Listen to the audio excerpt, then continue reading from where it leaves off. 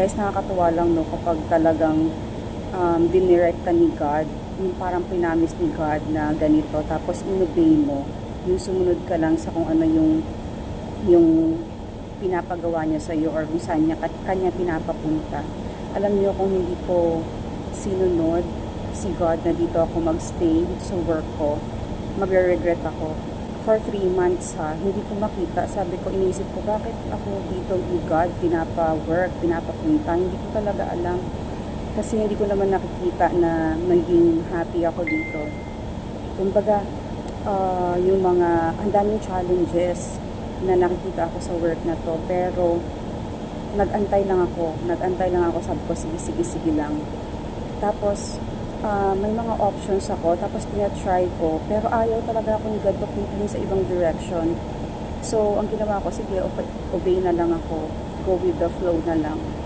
And then, alam nyo, after 3 months, na-realize ko kung bakit gusto ako ni God dito.